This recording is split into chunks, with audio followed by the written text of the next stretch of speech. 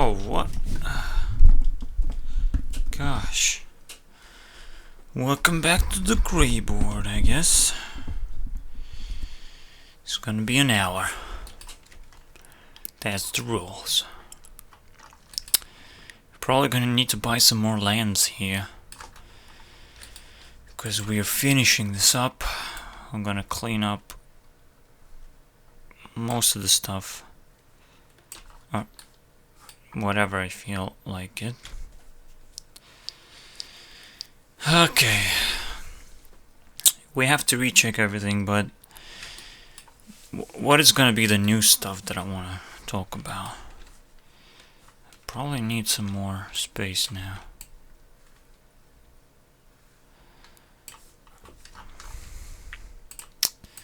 So we're gonna, oh shit, we're gonna expand. What if I expand this first? Scale boundary, connect, and add 100 more. Yeah, nothing really happens, so I have to scale that as well.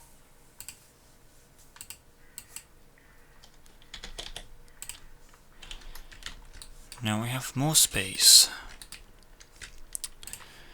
Okay, I think that's how world works, really. Kinda scales itself up, creates some earthquakes and mountains somehow. How the fuck the mountains form if Earth is always scaling up, if at all? It's not a universe. I can't still think that universe is how it is described. If you have to believe in our flat Earth, and at least you have to keep that thought within you.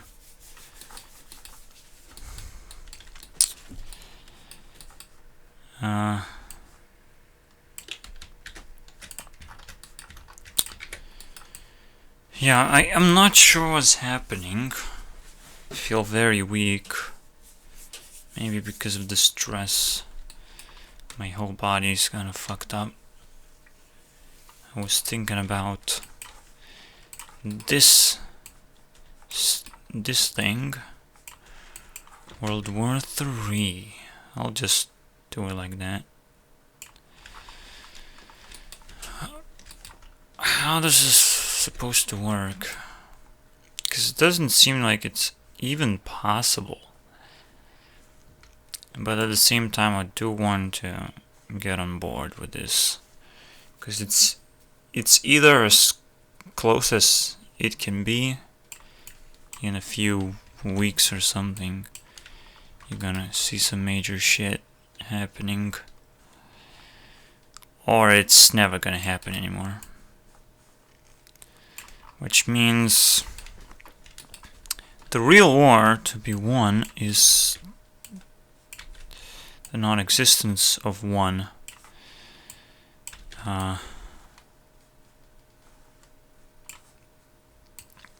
So this is the real deal.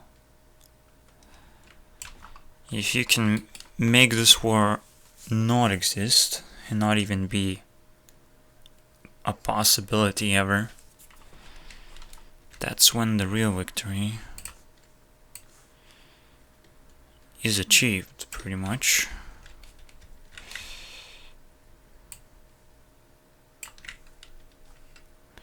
Yay.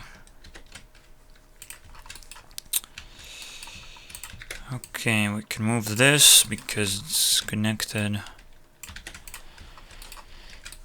The same way the brain works. Simple as that.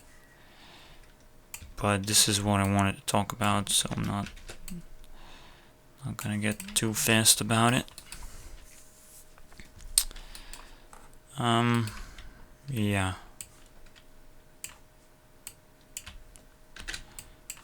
So we have the war theme, or rather the violence theme, the anti-war and anti-violence.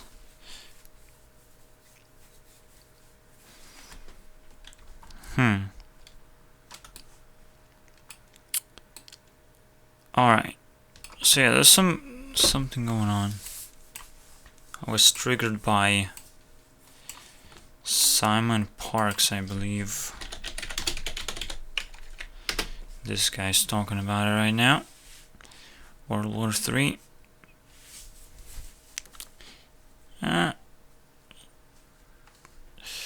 He made a presentation which was very fascinating about aliens. So it's an interesting person, most definitely. I just want to show this video reference for the brain,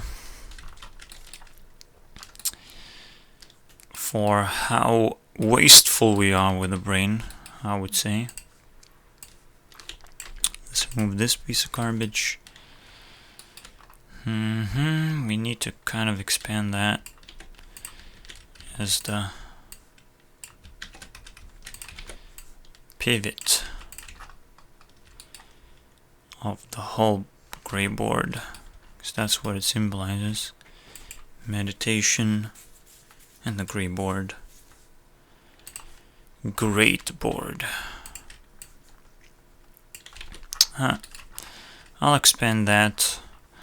I'll make nodes where I should change things out a little bit. I've changed the Ant Venom logo, dedicated some, time to make it a little bit beautiful, and about basically what ant even symbolizes. It's pretty interesting, actually. Yeah, Venom. Yeah, I was thinking, like, what does that symbolize? And I just figure out it could symbolize all those cave patterns that ants create. It's like a venom to the earth. It drills into the earth over time. It's very interesting, absolutely. Alright. We got the priority points. I was thinking, like, okay, maybe. Yeah, previously I thought, or usually, it's better to put hours rather than money itself. Hours is very easy to evaluate. So if you spend hours as a slave work,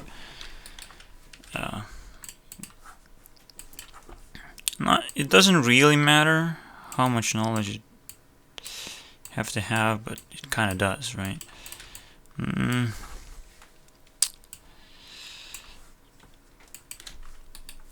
It's still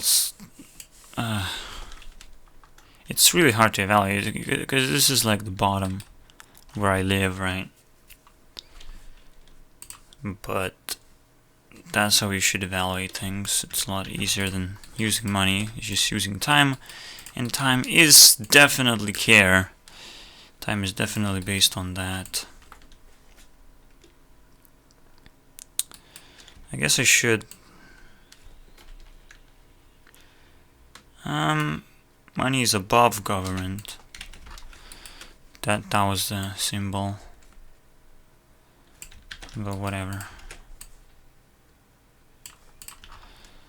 So, and this is the transaction. I can only trade if someone is tested that, they can actually use the value properly. So I obviously trust them.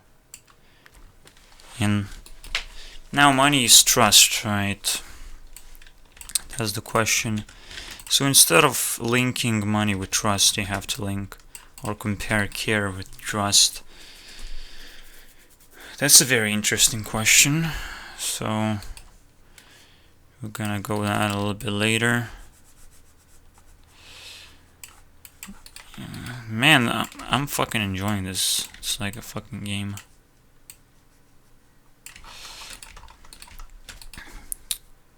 But it's something you can build upon. So, and you always have to clean it up, and you quickly recognize what kind of beliefs to build on, or whatever I'm saying here. Now, yeah. So everything here is a certain kind of pattern, right? Or a rule. Let's see if I can have examples. We have a rule of the tower. We have a rule of heat. And the difference between life and,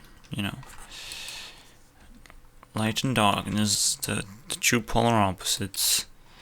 The active and passive energies.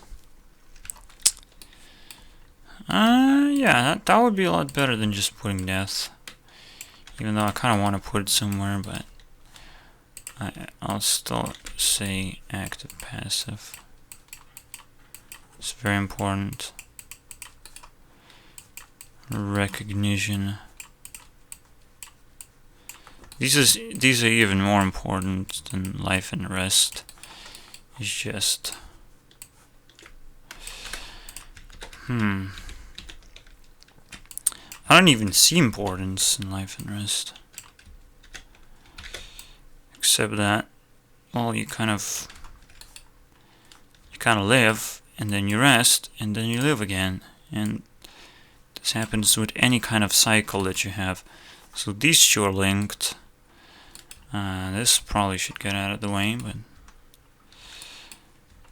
so yeah, this whole fucking thing is linked. This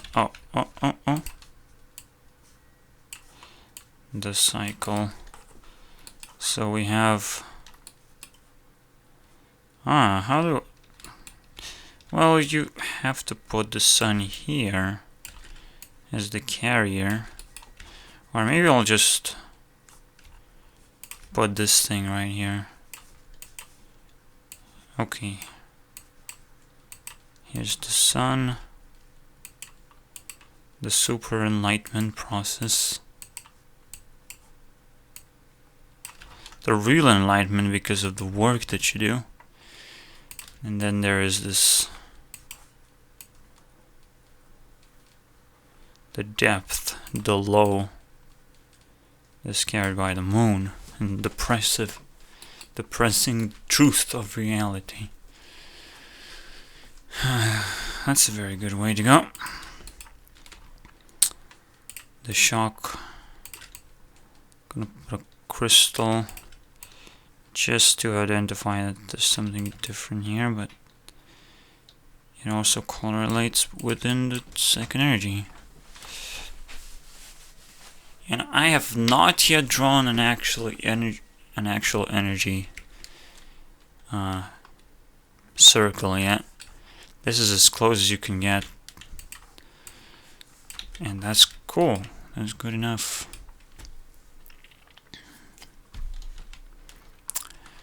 Okay. Yeah, I was thinking like I'm in a good position.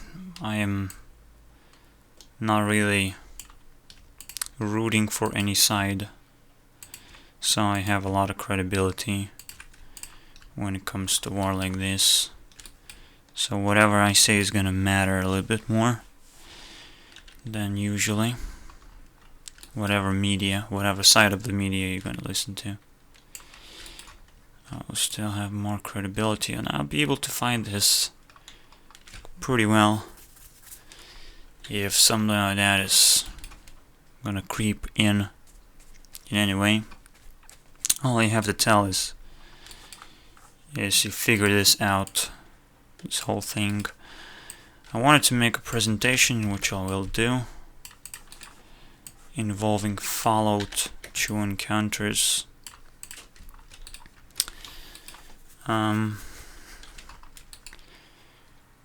Let's see if it grows out of into something, but I'll do a simpler version. This is gonna be a blackboard for the more complicated version. Hopefully it's gonna be released as a video. Maybe I'll visit Fallout's for Reddit page. Reddit seems to be like a weird site for me. I'm gonna do a blackboard on Reddit as well, because I hate it for because it enhances some nasty people's behavior, but at the same time I shouldn't even react to that at all anyways. It's just other people react to the amount of dislikes you get, but you cannot really deal with those dislikes at all. There's what kind of tools you have to talk to people for not pushing you out of your boundaries, because they're very quick, right? Like if someone gets irritated, if they have a tool which you just easily can claim your opponent's, so to speak,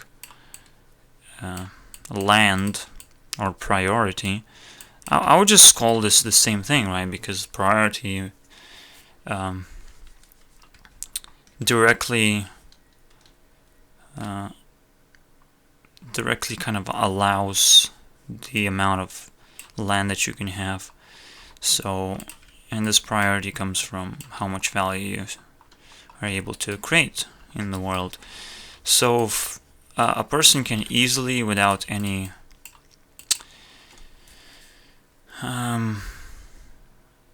they don't need to think about consequences, right? So they can dislike really fast, really easy way to deal with a problem like this. So that's where the social pressure really comes from. It comes from the fact that it's unfair. In most cases, people have a little bit more power than they should have, and well, it's actually pretty easy to counter that as well, if you're smart enough and you can point it out.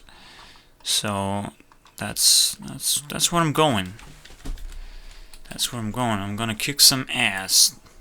The more credibility I have, the more I'm gonna use it for ass kicking if someone gets in my way. Because anyone who gets in my way is gonna get pushed 100%. Because I am doing everything fairly,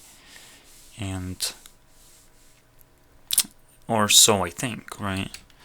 But there's nothing bothering me of all the things that I'm doing, and even I bother myself. I bother myself of the things that don't really should bother me, like the audience stuff, that I might bother some neighbors talking. That's bullshit.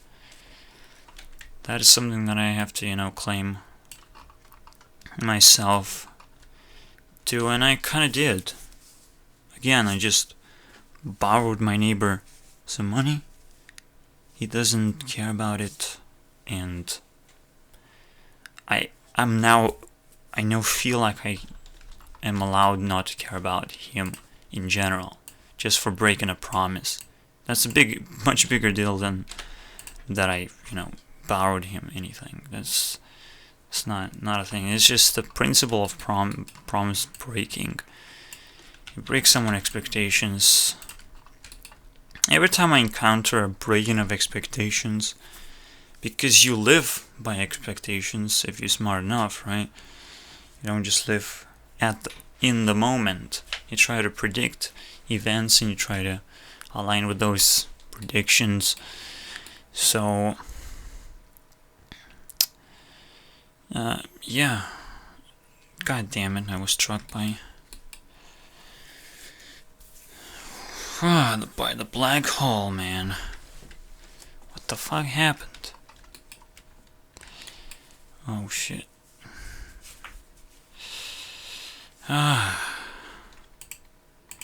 Okay.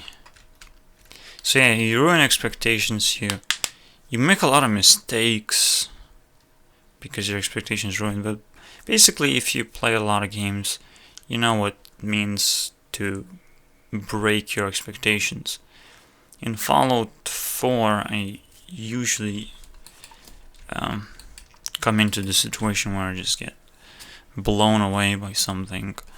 So it's really hard to expect those things, but the more you play, the more you expect them, and the easier it's to handle those situations, really, because it's one hit kill basically. If you get into a nasty explosion, you're dead. So this is what makes rogue playing is a little bit challenging, because despite the okay, there are two things that makes it super difficult. You never know when you're gonna be one hit killed by an opponent, and you never know when you're gonna be blown into shreds by whatever trap you get into or an explosive weapon your opponent has. Those two things are very annoying. It's kind of the same, really. You just never know how powerful your opponent is, and your armor doesn't really save you at all. So that's kind of weird. You have to always take into account that you can die one hit. Even today I had this experience. There's always a zombie that crawls out, and it's always like this level 2 zombie. So, or what? Wow, I don't even remember how they were called in Fallout, because they're not called zombies. Wow, I don't even know. Okay. So there's a roaming ghoul. Yeah, the ghoul. So the ghoul comes out. I'm like, okay, I can shoot him down with the pistol like always. But he gets a little bit too close. One hit kills me. And I'm like, oh shit. I did not expect that. Okay.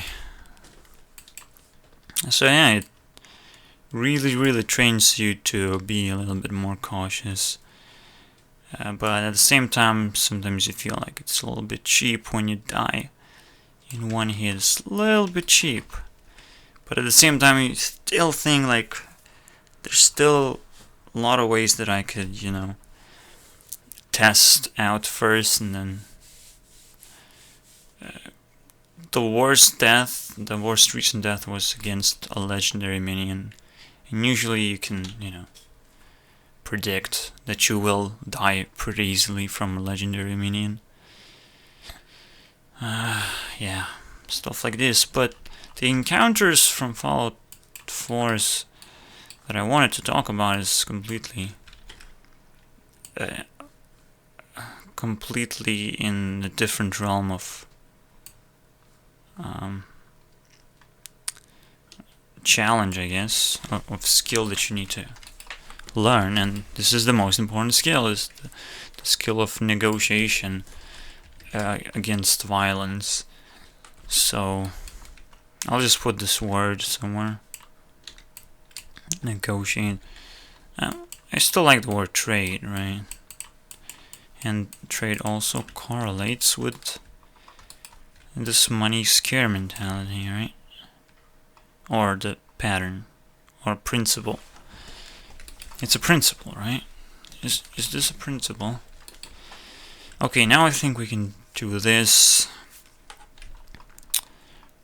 But first, yeah, I'll first check how the brain actually works. So let's say we have nodes, and yeah, it's very simple principle. It's just you have a node,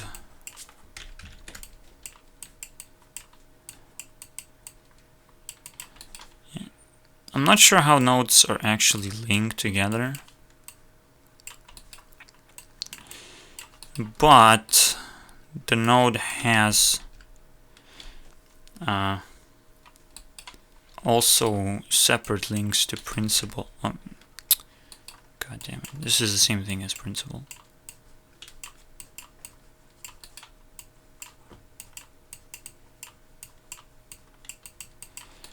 And every single principle has its own reference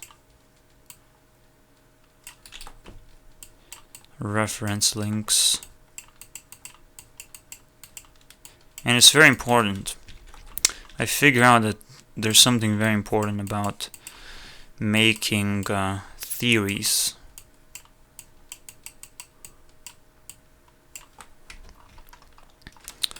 Because this kind of establishes the principle itself.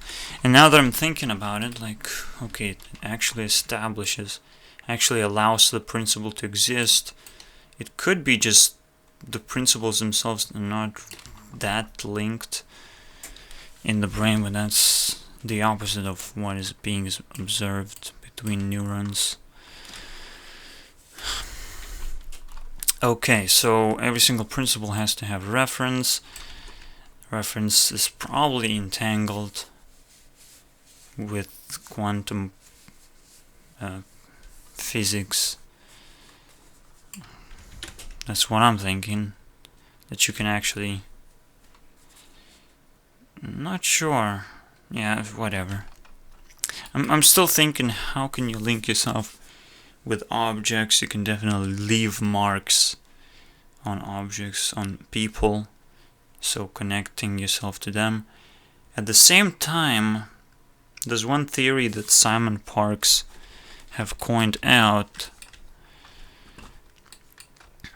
and it's a theory that aliens have negated our ability to talk telepathically by reducing our strands or whatnot. Yeah, again, you have 2 DNA strands.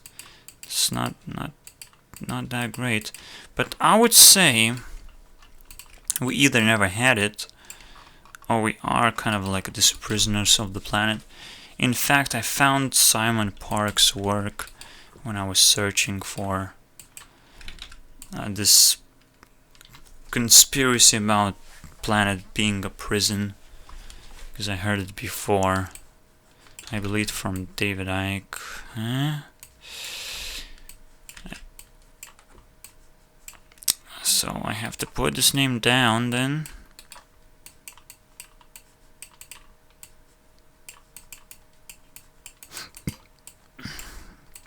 I don't know much about him, but I'll watch more of his stuff,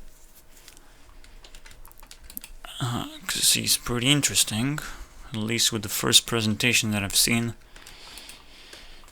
Alright, yeah, I gained just insane amount of reference, and this is one of those references, but it's really hard to figure out which is a reference and which is a principle, and how are they even different at all. Now, of course, you see, we have to have a lot of reference sometimes, and the answer in this video is given as, again, the question is why you have such a big brain. Like, the real question would be like, what are we using the brain for, that it would grow so much? And the answer is given that we are social, and social interactions require a lot of reference, a lot of memory, and this is where the answer lies. That's why we need a big brain. It's very interesting, because that's a very good answer, and it just aligns with this theory itself. But most importantly, I figure out why we believe in God or something like that.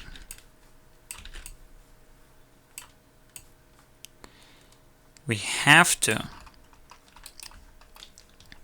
keep principles we have to like connect them to some kind of reference as fast as possible. Now I'm not sure whether the reference actually exists, because the reference seems to be like this actual memory that is triggered by the principle, which does actually exist in our brain. But the reference itself, and it would make sense because it's kind of useless. It just kind of exists somewhere as a memory, as an actual memory. It's very hard to tell what's true or not when you dive into the brain. I have heard that all over and over again when trying to, dive into UFO stuff. People just say, like, you can't really trust your brain that very much. You can just hypnotize a person and put false memories in them. But that's what's so easy about it, right? You can create false reference by attaching people to some random information that you can come up with. That's the thing. And that's why it's very hard to trust the brain. So I'm not sure how we're gonna solve this problem. But there's always a possibility of time travel to the past. Or so I think. Anyways, the reason why we would believe in God is just to make sure that we keep the principles, not the actual belief that the God is just a reference. Or, no. The other way around, actually. So we can keep the reference. We establish a principle of, an explanation or reason of why something exists or whatever. Why something is so harmonious. So we insert a principle just in order to keep the reference of what's going on. So that's the problem with skepticism. That's a huge problem. They are unable to create principles and create actual proper memories for themselves. And I would say skepticism is what is, ruining the world in general. Because that's how the brain works, or supposed to work. If you have a reference and you don't have a reason to believe the reference is actually true, but there is actual reference, you have to store as much of it as possible. Sometimes, because storing reference is super easy, just actually store the actual principles. But then again, how do we store this social communication? Actually, the answer is pretty simple. When we talk with someone, in order to store memories, again, we still store just principles. How do we communicate? We store muscle memory. And muscle memory, again, are just principles of how you move in certain situations. So there's a lot of situations that come from social interaction, and we want to store them with principles of how you react to certain things. So, and because of the number of situations we have, this huge brain, that is pretty much useless when you actually drill down and you pick up, you shrink it down, you mind blow yourself of how useless your brain is. In terms of how much space you're actually not using at all. So yeah, there's some truth to the part where you're just using a very small amount of your brain. There's an immense amount of truth. I just forgot to think about that. That part that was always mentioned one way or the other. And I really blown my mind. I have really blown my mind in the past few years, at least. and even months. Now it's just gray boarding. This is fucking innovation for me. Might as well get another strand already. But it all has to come with the whole consciousness of humanity getting forward. I actually wish we could get this over with, you know, this World War III. Not the fact that it would actually happen in terms of it would be stopped from happening. That's the best thing ever. Because you actually have to develop really strong principles to counter this. So the same way that elite wants to create a false war to profit from it, because that's the only way it works. You can only profit from being superior. So the actual war is being won by those who don't actually engage, right? These are the winners. So if they're smart enough not to engage, if people dumb enough to follow their orders for silly reasons, well, yeah, they're gonna profit from that, and that's how it was done over and over again. And that's where you have to stand for yourself and think for yourself.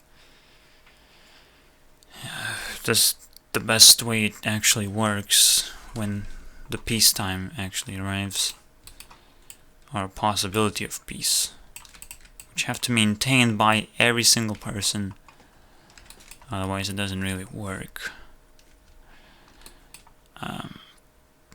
And every single consciousness. So if there would be all of a sudden alien invasion, which they really want, they just really want to create another superior power. And that's why everyone's talking about, including Simon Parkes, about possible alien invasion that is supposed to be staged to reclaim the power of war. And yeah,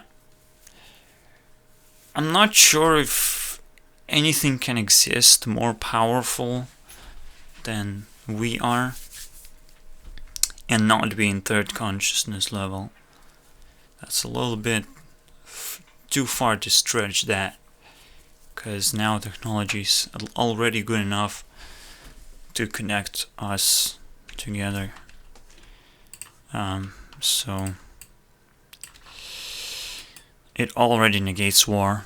Again, the biggest negator of war is the technologies. Like, if anything happens, it gets recorded, it gets blown out of proportion, and everyone is going to try to stop this from happening. And this is going to be a real thing. People do want to avoid this by any means necessary.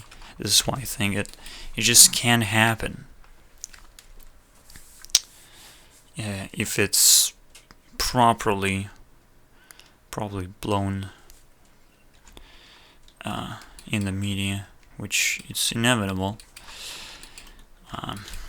It's just before it happens, there's gonna be a lot of conspiracy going on, but it's okay. Whether it happens or not, this year is still the best time to go. I believe we live in a cycle that is ending. At the same time, if this is ending, like, this is like pretty calm times, pretty peaceful times, we could face some chaos in a few years. Pretty chaotic times. So if this is truly the peaceful time and the 7th year in cycle, I wouldn't be worried at all that something would happen. And yeah, the conspiracy usually comes from people wanting to do something, so people preparing So this is definitely the time for that, and it does involve some... I mean, let's say Brexit is not an actual change, it's just some preparation for a change. So the same way I look at this still as the 7th year, and there's going to be huge changes in the future instead of changes being now. Like, we can prepare, like we can elect US president, and we can do all these things that seemingly are big decisions, but these are just preparations for a completely new way of entering the cycle of 7 more years. So that's going to be interesting. It's very interesting to see how at least 2 presidents were re-elected. I'm not sure how many more. I know my country and US, Obama got re-elected.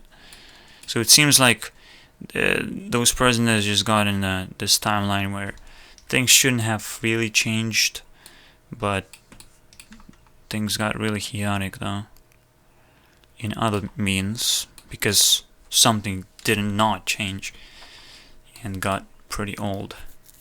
The old things are the ones that we want to throw away. Change the diapers, so to speak. Alright, what else do we have? We have the connection between care and trust.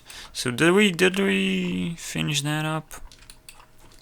Because I would love to add some more stuff here. But yeah, the only thing left out is just the social part. How social interaction just is so random. It's something that I wanted to just get away from. And it really made me aware of how actually difficult it is to understand the social interaction. Is really, once you get out of the box,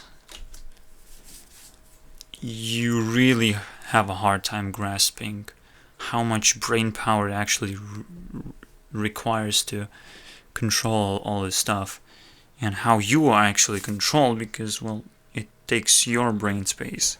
It's not like you in control of that. And that's where the social pressure comes from. Oh shit, oh fuck, everything is connected, man. Uh-oh, this is actually pretty important then. It's fucking important. I'll just put a tag, because I have to figure out how to connect these. Holy shit. Because social pressure, if it controls a huge ton of your brain, and which it's supposed to be doing, right?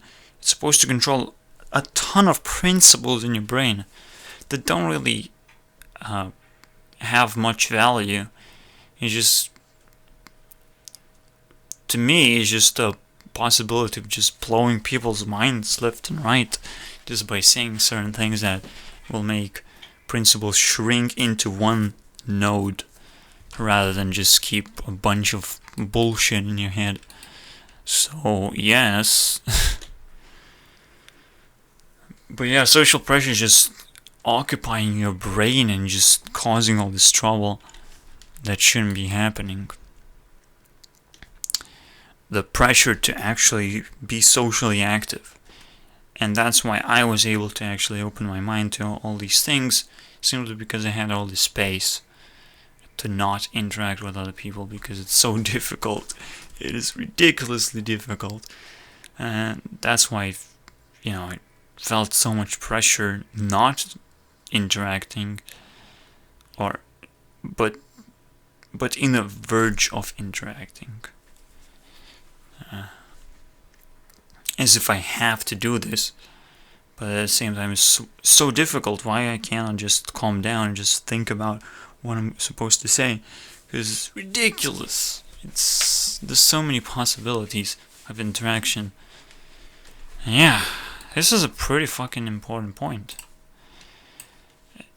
If that's why I had this point in my mind that people have to just isolate themselves in order to actually understand all this stuff that I know. if they don't isolate themselves, they're kind of losing on something. And now it's super clear that social interaction is just occupying the brain so badly.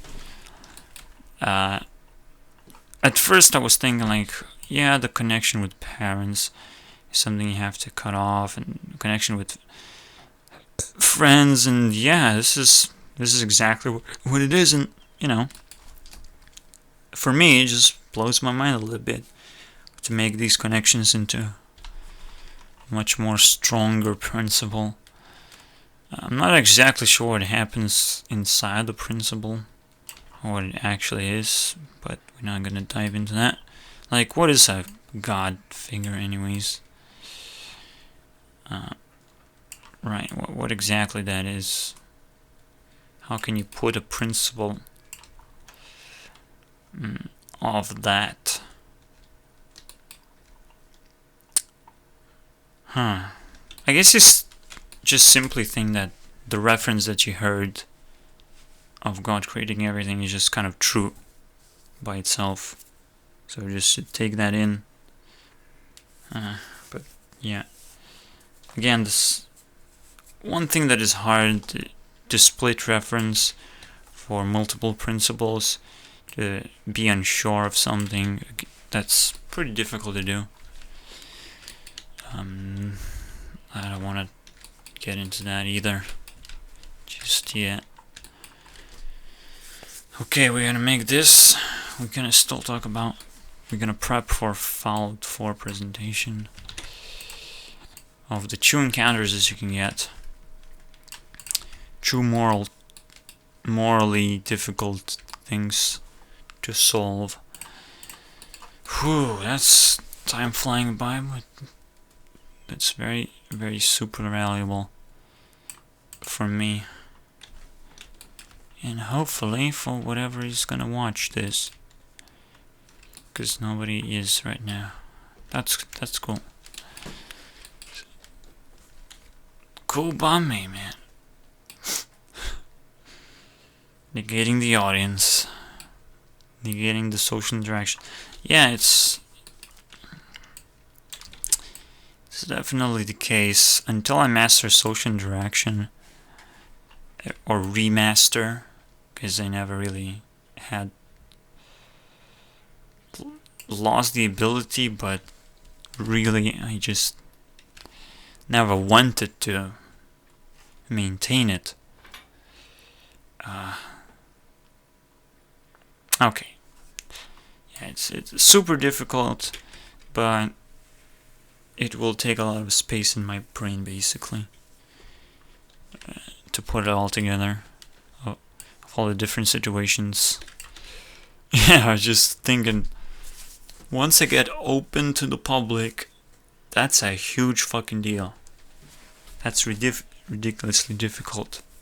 And that's what brings people down. You see all these public figures, you think they're smart?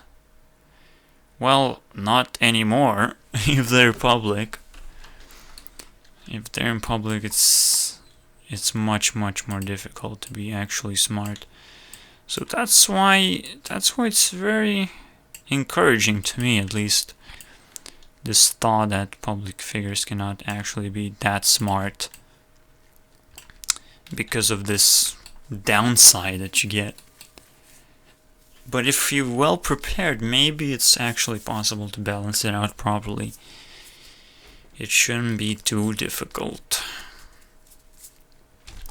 Because you're in control of the brain. You can choose how many situations you can put together, and then you wait a little while. You want those resting times to put things into better principles. You put reference, you connect them to much more important principles. Actually, now I'm thinking about it, like, first your reference get triggered of some kind of memory instead of the principle. So you try to find similarities, like it's a search engine. So you find similarities, oh, it's that principle. So this is what you apply to the situation because of how it's similar to other things.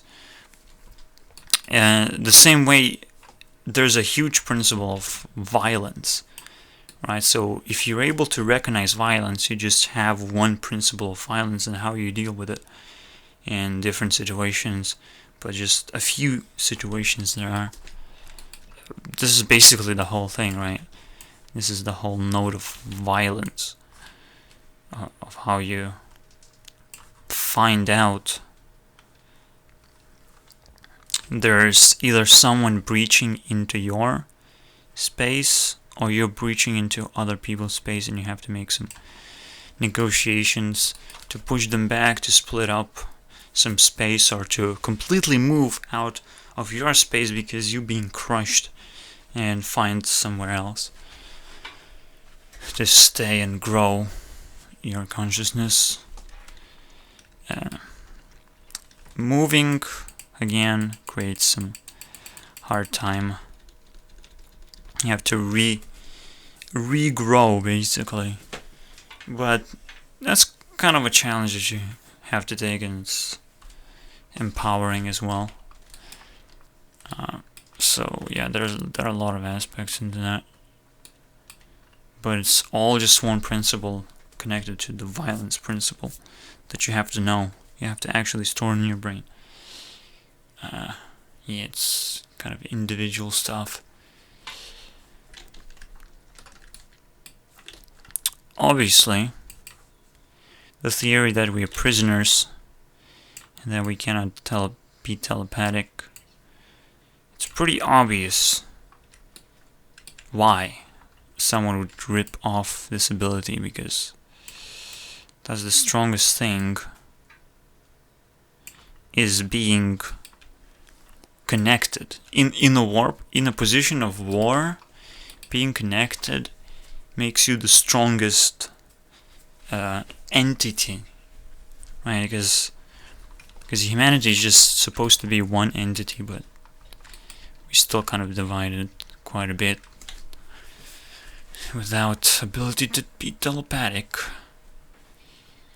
Maybe we can find a way to get it back, if that is actually possible. That would be nice. There's always ability to be epigenetic. Raise your level of consciousness. I still think like we are being dragged by the level of consciousness we have. Dragged down, whatever can expand after that. If you think in proportional way where you're in control of a small area, when you have first level of consciousness, just a survival level of consciousness, you don't really have to be even social at all. But then you create societies which have expanded to this proportion. The question is, what is the proportion? And you see the ratio, right? You just have this small piece of place where you exist, and you don't really have your society. You just have same species of you.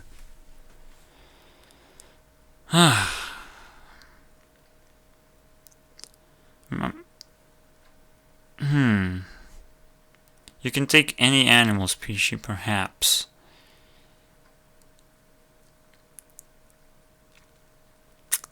I just don't know how to evaluate that. I guess the whole species is like one level of government, but nah.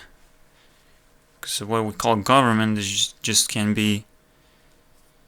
Okay, at least there's one ratio that I'm pretty sure about. The ratio in which governments operate, and the ratio in which one human being can claim power. So, whatever you see the government doing, one person can do it. Just one fucking person can extend himself through the power of technology, of course, and can easily do it, if not better, than what we have ever seen. But yeah, so far as the governments will exist as a thing with boards and shit like that, we're still gonna be able to compare one person with the whole fucking government, and that's why we always attach people to the government, because they still kind of exist, so that's great. But you can't do that with me anymore, I would say. If I've reached that level of consciousness of the chi, of being myself, and many others actually did that with the power of art and being able to create crazy ass art, they get into the third level of consciousness. They can be not assigned to certain governments anymore. The best example is PewDiePie, obviously. He's Swedish. He lives here in UK. I don't put him in any government. Like, UK is probably the least governmental force as well, but that's just my opinion. It just feels like this place is kind of special in that terms.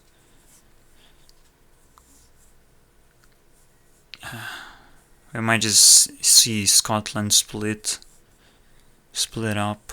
So it's just one of those places which is about to split up a lot, and I'm willing to help that happen, to make more splits if that's the case.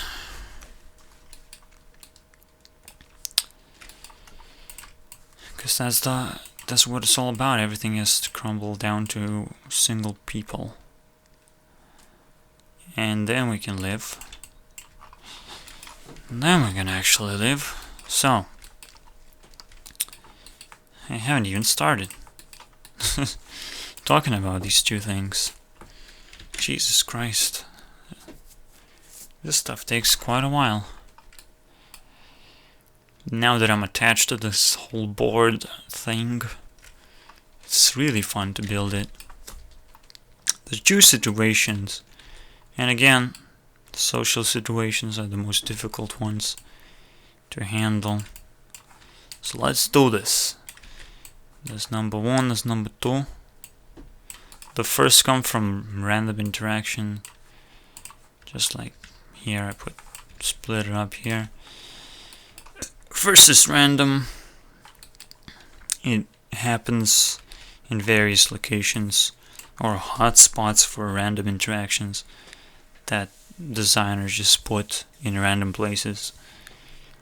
So you will see a group of people or one person subjected in a position of a gunpoint. So they have to put their arms up, completely disarmed, on their knees basically. They're completely helpless. And there's a person with a gun, right? How do you intervene? How do you act in this situation?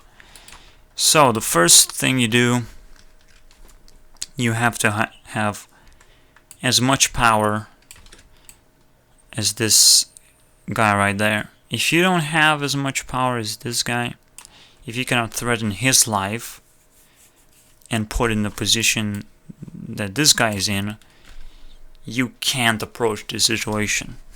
You just can't. If you're disarmed and you can get into a gunpoint, if you cannot overwhelm, if you can just not just add enough power to actually overwhelm this guy, you might just get in trouble and you might just create a much bigger value sink than it already is. So you might just make the situation a lot worse.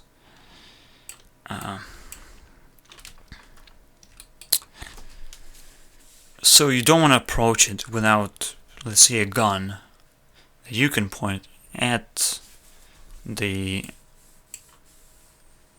You don't even know what this situation is, right? You don't even know who actually started it. But the thing is, what you have to figure out is you have to be able to calm down the situation because you're the third person, right? So you're approaching a situation and you might have a solution that wouldn't otherwise be available, right? So if you are not able to calm down after you figure out that you have enough power to add to the situation to overwhelm the highest power, I guess. So this is the high power holder. If you cannot overwhelm, so this is the low power, where you can add. Right, this is an interesting symbol, isn't it? The Triforce. That's a very interesting symbol. So you have to be able to add enough to overwhelm the opponent. Otherwise you cannot approach the situation, or the power just simply gonna sink you as well and destroy you, basically, in one way or the other. You're just gonna be a slave for no reason. So yeah, that's very good. So you have to have a weapon, you have to be able to overwhelm, you have to have some knowledge of how to evaluate the situation. Because if someone has like super crazy ass tech that you don't even understand, you probably don't even want to do anything because you cannot even properly evaluate how much power is in the opposer. How to call this motherfucker? Let's see, the initiator or executor. Let's call him an executor because he executes violence, possibly. I mean, he is executing violence. He's not necessarily initiating violence, but if you can calm down the situation, you can figure out what's going on, and maybe you can solve the situation. So you approach that situation again, and that's what you can do in Fallout 4. It doesn't have a very big impact. It's just you get rewarded when you save a person, obviously, but that's as simple as it goes. But you approach the situation and you try to calm it down. If a person who holds the power, more power, doesn't want to calm down, and that's why you were prepared, right, to overwhelm his level of power,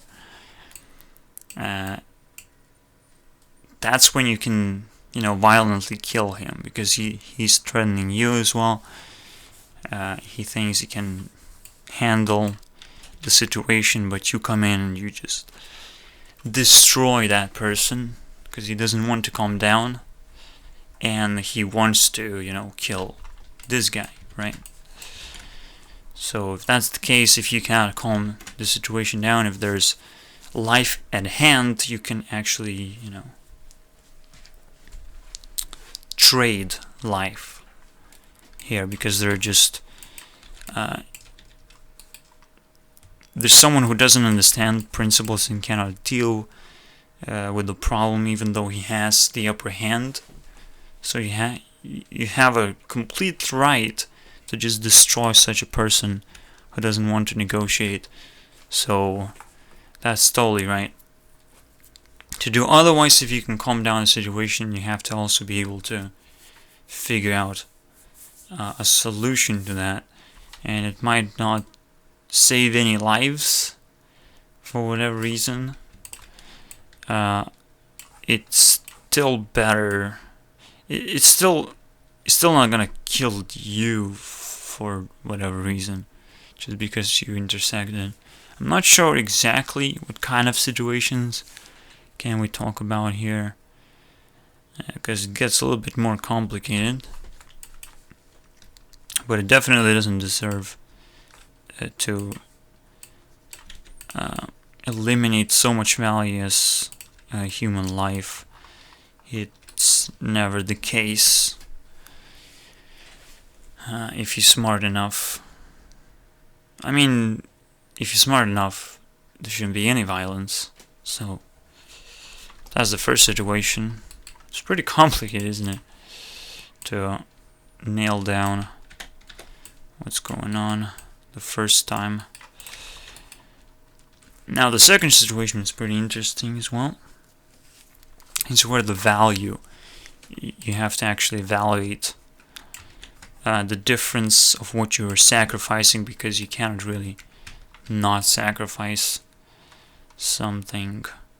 So that's kind of like this situation where you can actually calm down the situation, but you have to still choose what to sacrifice.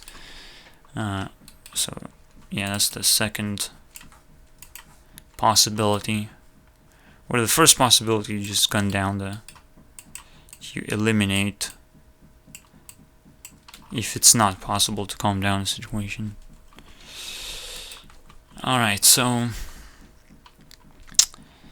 there's a town called Covenant, which is basically created as a test town. Whoever comes in has to perform a test in order to come in, and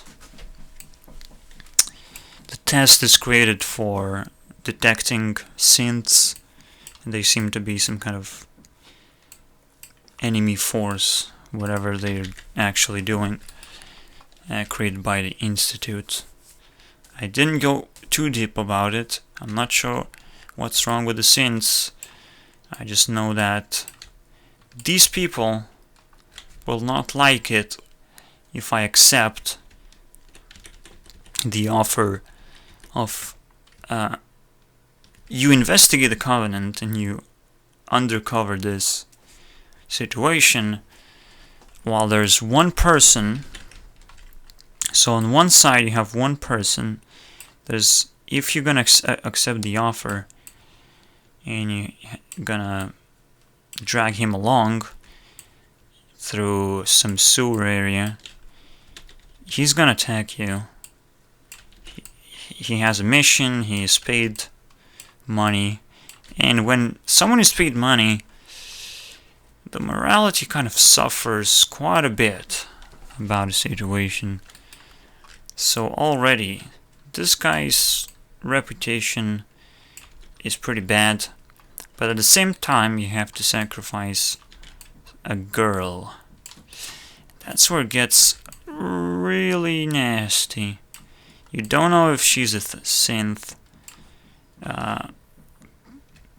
The scientist that you meet says it's 70% likelihood. So let's say you're killing 30% of a person, and another person that would, attack you if you decline his part of the deal.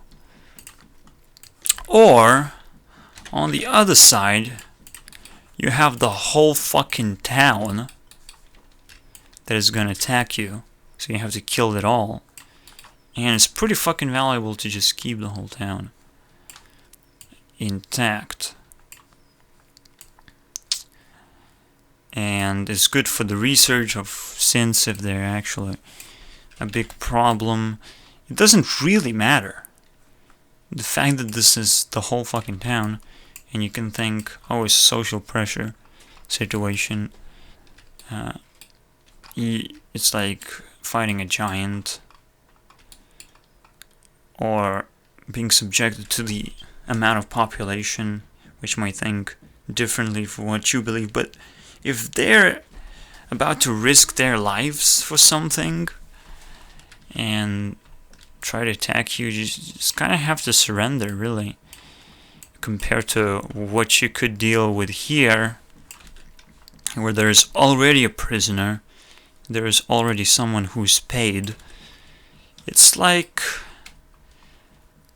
people went already too far, and it's not really worth fighting against everyone. So definitely, no matter what you think about the situation, killing the whole town is a little bit worse than just killing these two people. Even though at first you don't want to initiate violence, right? But who's really initiating violence? How do you approach this situation? Right? You don't even know the situation, so instead of saying that, oh, I don't want to initiate violence, well, you're not. The situation is already there. If there's already a problem and you're not creating this problem, then you're actually the solution that is going to carry, and that's what, Fallout 4 is built for, is to put you in this perspective of a solution. Yeah, there's this whole fucking town in stakes of 2 lives. So let's say it's at least 20 times more valuable to keep the town. In my perspective, 20 times. No matter how delusional those people are in the town, if they're willing to go this far, you just have to embrace the mass for whatever reason. Now, yeah, there's probably something. Oh yeah, it's just a very simple principle, actually. Why should you embrace everything?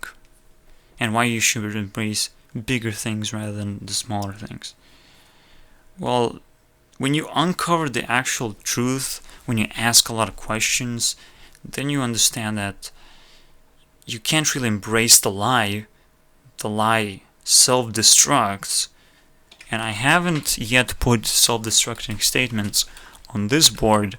I've talked about it quite a bit. But it's such a great concept of just embracing stuff, which makes it's so much easier to solve problems like this. You just simply look at the quantity, but of course you try to wash it down with the questions. You try to ask as many questions as possible, so people would actually attack you for believing certain things, so it's much more easier because they already attack you just for asking questions or whatever. It's much more easier to understand how much you're actually dealing with, how much value is, because violence is negative value, so it takes away from the actual value quite drastically. It makes a quite drastic change. And yeah, here's the thing, before you're completing the mission, you have to go through this whole military establishment, or a lot of guards, basically. You have to mow them down, and nobody really cares about them in the end, that you killed a bunch of guards, like 10, 15 guards, I believe it's around 15. So nobody cares about it in the end. It's like, okay, great. But in both choices, you don't really have a choice. If you want to solve the problem, you just mow down the guards, regardless. That's quite nasty, but it doesn't count, I guess. They just get in your way of solving the problem, and so you just do it like in the first situation. If you can overwhelm, you just completely destroy them because they don't calm down. And in games like these, you quickly realize when you don't really have a choice, so they attack you, right? And you don't really have a choice of calming them down. You can't run away, but you cannot ever expect to come back and be like, oh, hey guys, now it's okay, right? We can talk a little bit. Now you calm down. No, you can't even calm the situation if you choose to help, to let these guys live, the game automatically is gonna make the whole town hostile.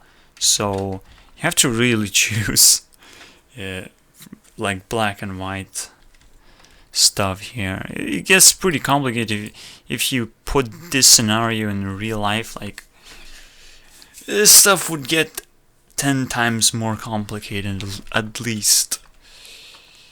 Okay, just fucking 1,000 times, let's say. Just 1,000 times would be fair enough.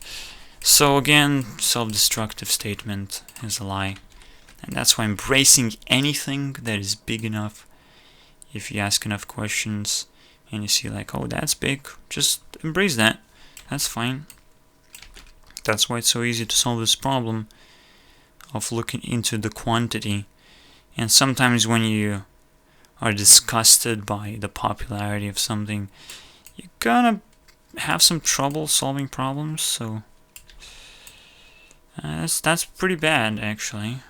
But you actually have to trust the popular opinion, the media, stuff like that, because it cannot survive for too long if it's bad in some way.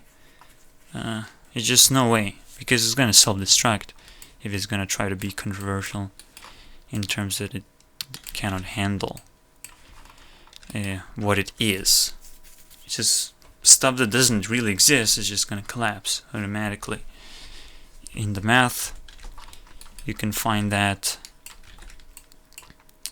by trying to divide things by 9, I believe, because when you divide by 9, something has to be completely hidden. A value has to be completely hidden if it's negative value, right? That's the only way you can actually have negative value, if the value is actually non-existent at all, which means it's completely detached by being hidden by some nasty value. So there has to be, at least in two-dimensional maths. I think math is just two-dimensional in general, for whatever reason. Huh. Interesting. I never thought about it, but it seems that way. If you look at 2 dimensions, you have 1 point of value and there's 8 points of value. So you have a 9 structure, the structure of a 9. And this is the most nastiest structure ever. The most nastiest number ever in terms of value. And if you want to clean that up, you just divide it by 9, which is, you take out 9, you minus 9, and how many times you can minus 9 is the amount of value you get. So you're able to extract those points.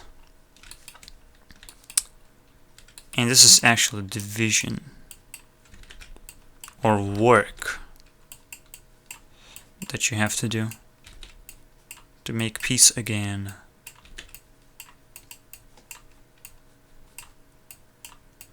Just how many times can you pull out and uncover the truth, basically.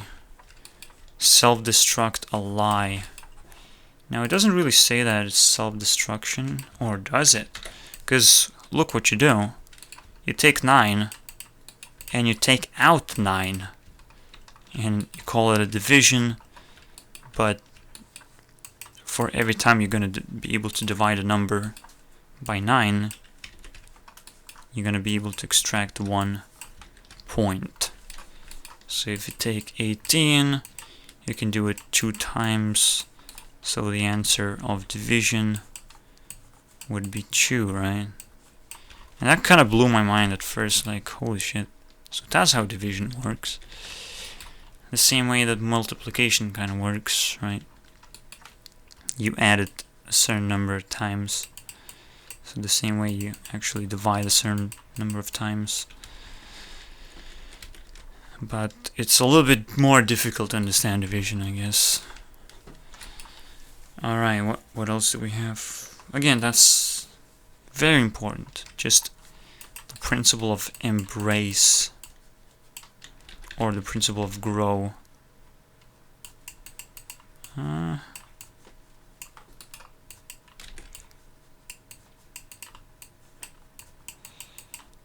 The same thing, right? You grow or embrace something, it's the same thing. Cool, right? And where I use the word grow? Right here. Right where the heat is. So that's how important that thing is.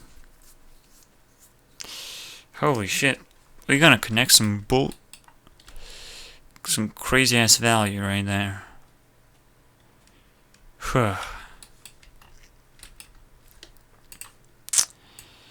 Yeah, I'm gonna check some more stuff. Collect some more value. Maybe. Yeah, I just have to do this. I will release the video of the moral choices that you haven't followed. And I still want to put them in a decent way. I might have to put self-destructive statements. Self SDS. I like concept SDC. The concept like ignore, anger, destruction. You just simply say destroy destruction. Oh, it self-destroyed itself. Just the meaning itself destroys itself.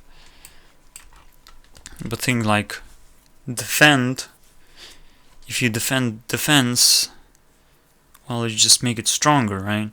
So that's how embracing war, you just add the same word to itself and see if it grows or just destroys itself. That's a very easy way of recognizing what violence is. So, rather connection here, right? How do you detect violence?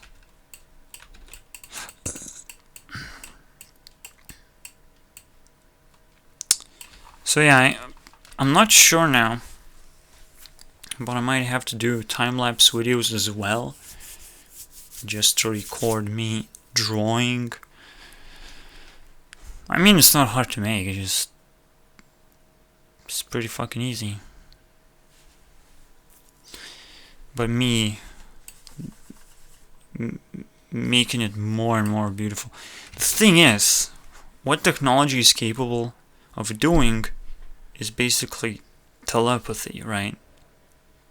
We approaching the level of telepathy that we're supposed to have had, or maybe not at all. Maybe it's just speculation, but the thing is, we are approaching that. This is exactly the same thing. Sharing a video is exactly the same thing as being telepathic. And I'm doing even further service of creating it visual and easily consumable and clean. You know, that's pretty good. That's a very important purpose to serve. And put some YouTubers, put some famous people as a reference that people can check their stuff. Good stuff. I think I'm gonna finish right here. Okay. Yeah, I will not really look at the time. Again, the same principle applies. I'll just look whether I have achieved 1 hour or should I push a little bit further. But the thing is, now I'm thinking about it, at the same time, if I have to push a little further, that's kind of forcing it. And you want to do as least force as possible.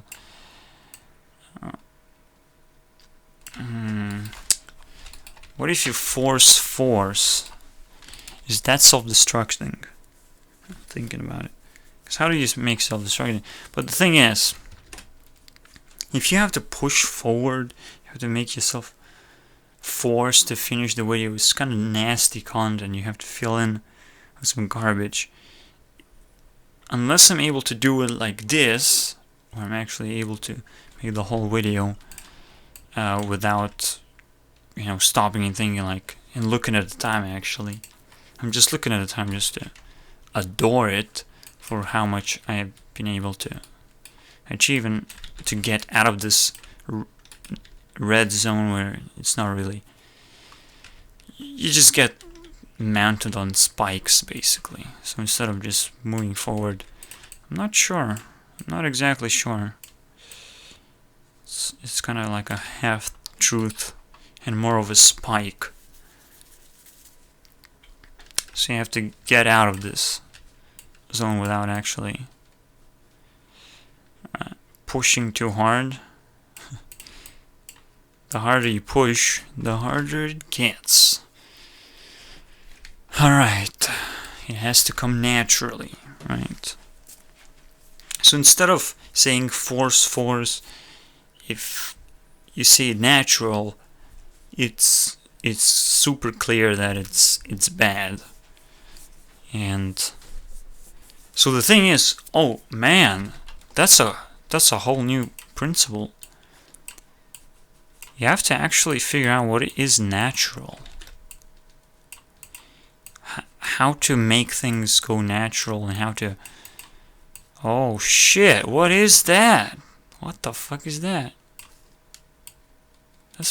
That's crazy ass principle. Because it's so intuitive how it kind of works. What is natural? Because you can clearly detect the self-destructing principles when you're able to apply that something is natural. Let's say something is gay. You would quickly attach unnatural to gay. And it's pretty obvious why. They can't reproduce. It cannot be naturally occurring in terms of people reproducing themselves and like, oh, I'm just gonna be gay. Well, yeah, your bloodline will probably not exist in terms of genetics. You're just basically not gonna make any impact in humanity in general, in long term, if you're gay. That's what I think about it. And it's definitely natural and it's definitely self-destructive if you think about it. It just cannot exist. It is not embraced by nature. And that's the thing. What is not embraced by nature is definitely unembraceable. Because naturally, everything is embraced. So what is not embraced is self-destructive. That's another way of looking at it. That's very good. Very good word in general. The last connection I wanted to make. Quite a fucking ride, man. Kill me, man. Kill me.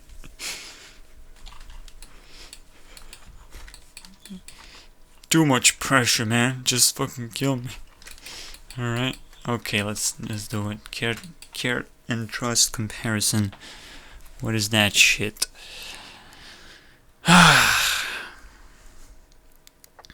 Now, you gotta take everything seriously. Everything I say seriously. Except too seriously. But it's still serious. Everything is serious. Every reference that you can get from a person, everything that they say is serious and important. Doesn't matter where it comes from, it's a principle that exists. And it's probably shared with a lot of people. So whatever I say as well, it exists as a principle and it might, do even more than just make me say sometimes that thing. It's gonna be reoccurring if I don't deal with it. Alright, so if you can spot something wrong, I was just, it's just so difficult, right, for me, so that's why I said that. Kill me, it's so fucking difficult. It takes so much effort to do this. Or you feel it, but you don't really feel it, because it's natural for you to go through all of this and push hard.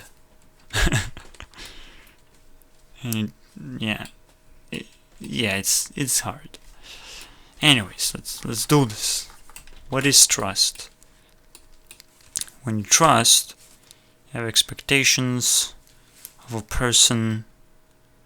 Let's say you can lend a person money or whatever. You can invest into that person, which means he's gonna generate more value because you're giving him ability to grow in consciousness or something. At the same time, they're gonna stick around. So if you're able to trust, it has to actually be as mutual as well. Because if one side cannot trust another, you cannot actually have relationships. So at the same time, you cannot trade. The money is scarce, but it requires trust. So that's my solution. The care actually requires trust, because otherwise you just lose value. So all I'm just gonna say is requires. Easy stuff, man. Easily solved. So much better. Alright, I think that's about it. Let's see if I can make some time lapses or whatever. That'd be fun. This, man, I'm just populating this space with ants and butterflies and some balloons, right? Good stuff.